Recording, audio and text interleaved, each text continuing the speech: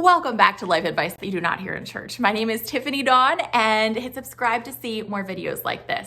Today, in honor of Valentine's Day, we are talking about the question, is he the one for me? This is like the most common question I get from you guys. Is he the one? Does God want me to marry my boyfriend? Do I want to marry my boyfriend? Like this is the question I hear all the time. So we're going to talk about this today. Before we get started, I just want to say, I know I teased this last week, but my new book, Before the Ring, is now available for pre-order on my website, tiffanydawn.net. And for this week only, in honor of Valentine's Day, I have a 20% off code for you. It is VDAY20, VDAY20, and that will get you 20% off this week only. It is 25 questions to ask to figure out, is this the person I want to marry? And the goal is to give you like tools to objectively see your relationship and figure out, like, do we have what it takes to create a happy and healthy marriage? So check that out at the link in my bio, in the description below. So I'm going to do this video in kind of three parts. First short part is this. I don't believe in the one, quote unquote. I don't believe that there's one person, and if they got struck by lightning or if they married somebody different, it would throw off all the soulmates of the universe. I don't believe that's true. Maybe it is true, maybe I'm wrong, but I don't think of it that way. So I find the terms of, is he the one, a little bit unhelpful, because it contains this, for me, contains this idea that if I marry the one, I'm gonna have a happy and healthy marriage automatically. Like, he's the one for me, it's just gonna be great. And every marriage, you're gonna have to work through stuff. It's not gonna just be easy because you quote unquote did everything right. It's not gonna just be easy because you married this one certain person. Creating a happy and healthy marriage takes work. But there are people who can make it easier and more doable to co-create that happy and healthy marriage than other people. And that's where the second part of this video comes in. It's all about a balance between two things. There's the logical side and there's the emotional intuition side. So here's an example of this. I remember meeting a couple guys and thinking, they are the one for me. Like, that's the guy I'm gonna marry. And usually it was like he was doing something flashy, like in ministry. That was my big thing. I wanted somebody like in ministry, and he was attractive and he was tall. And I would just think like, yes, this is the guy for me. And none of the guys I thought that about were actually the guy that I married.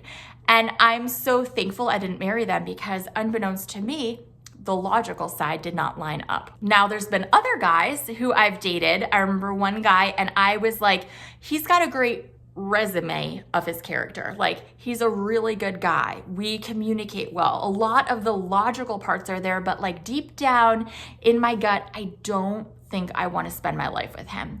We ended up breaking up, and I'm so thankful for that too, because even though he was a great guy, just because someone's a good guy doesn't mean he's a great guy for you. It doesn't mean you guys are a good fit, and you can kind of feel that inside sometimes. So then James comes along, and these parts both line up. So I'm like, deep down, well, honestly, the first time we re-met, we both were not interested in each other at all. We'd known each other when we were kids, and when we re-met, we were both having like major off days, and we both thought we're totally judging the other person, thought we'd like never see each other again. But turns out a few months later, we did see each other again. There was a ton of chemistry. Story for another time. But pretty quickly, I started feeling like, I think this is the guy I want to spend my life with. Like, I don't know, like this feels so right. But I knew from my past that I didn't want to just act on the emotional side. I also needed to get the logical side down. I needed to make sure that the stuff was there that mattered. And so we took some time, we dated, we got to know each other. We spent time in different situations with our friends, with our families, on new adventures that stretched us outside of our comfort zones in everyday life, just to see like, who is this person? What is he really like? Do we actually work well together? And the more we saw each other, the more we realized that that logical side really lined up too. And I'm so glad that I married James. I am glad that here we are this year. We will be married 7 years this summer. And I'm so thankful I can say I love him and appreciate him more now than I did when we got married. And like, I don't take that lightly, because anytime you marry someone, it is a little bit like jumping in off the deep end. You can do all the prep work as you should, but there's still this element like you don't totally know what it's going to be like. And I'm just so grateful. I remember hearing in Christian circles, like, God didn't design marriage to make you happy, but to make you holy. And I remember thinking like, but I don't just want a marriage that's tough and makes me holy. I want a marriage that's happy and healthy. And I do not want to settle for less than that. And I'm so glad I didn't, because yeah, if you let it, marriage, just like singleness and parenthood and any other situation in life, God will use them all to make us more loving, to help us love God and love others better. But there are some things you can do to really figure out, like, is this a marriage is this a person that I can co-create a happy and healthy marriage with? Or is this going to be a marriage that's a real struggle? Because I don't know about you, but I don't want a marriage that is, all marriages are hard at times, but I don't want a marriage that is like, man, why did I do this day in and day out? I want a marriage that I love being married to this person. So that's where my book, Before the Ring, comes in. James and I, in our own lives and in the newlyweds that we know, we've kind of observed there's these 25 qualities that are so important to look for to see, can we co-create this happy and healthy marriage? These 25 qualities. And it's not to say you have to completely have them all right now, but it's to say, be aware of these, grow in these, and make sure you guys are kind of on the same page in these areas, because these are the things that are really going to help you build that healthy marriage.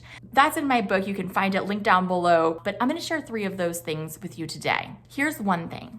What are his coping skills and what are your coping skills? We all have ways that we cope with life, and some ways of coping are conducive to intimacy. They're going to help you grow together, and some ways of coping drive a wedge between you and your spouse. So here's an example. If you deal with stress by going for a run, or my husband's is playing basketball, that is a great healthy coping skill. But if you deal with stress by coming home and drinking, I'm not talking a glass of wine, but like you feel like every night you need a bunch of alcohol to help you handle the stress, that's an unhealthy coping skill that's gonna eventually lead to some problems. But on a similar note, that may sound extreme, even though it's very real, but here's another one that maybe hits a little closer to home. Video games. That's not a good or bad coping skill. It's kind of in the middle, and it can go either way. It can be a great way to relieve stress. It can even be something fun to do as a couple. But I've also seen marriages end partly due to video gaming. I'm not even joking, where it becomes almost this addiction. It's like constant video gaming where you never get time together as a couple, and it's just you off on your own just playing video games just to unwind and de-stress for hours and hours, and your spouse goes to bed and you're still playing night after night, and that can really affect your intimacy and your marriage. The book has a whole chart full of coping skills, some that are healthy, some that are in the middle like video games, and some that are straight up unhealthy. Definitely think about, what are the coping skills you guys use? There's just different ways of coping that can help create that happy, healthy marriage, or that can make it really hard to create that happy and healthy marriage. We get into that more in my book. Here's another question from the book. Do you both have experience with commitment? Because here's the thing, marriage is like a marathon when it comes to commitment, and you don't go from couch potato to marathon runner in one day, you train for it.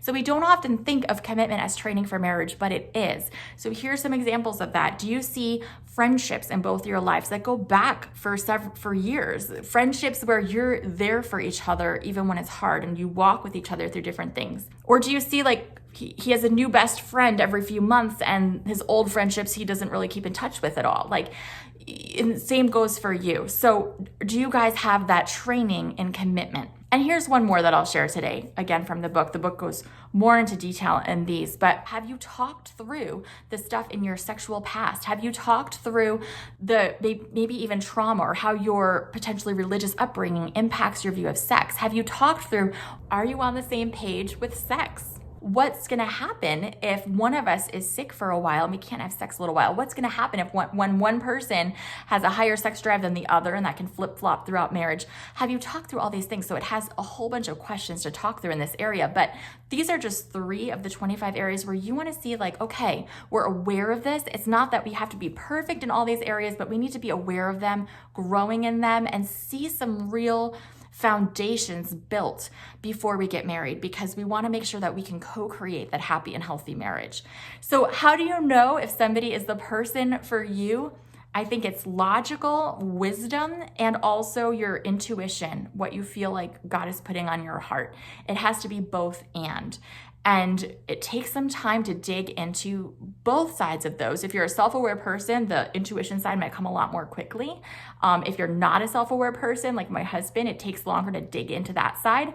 And if you're someone like me, you might have to take longer to dig into the logical side, where my husband, that's where his brain first goes.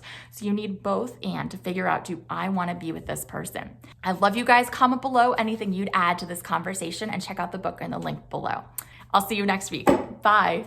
Oh my gosh, I just realized that I have like mascara under my eye from our date yesterday.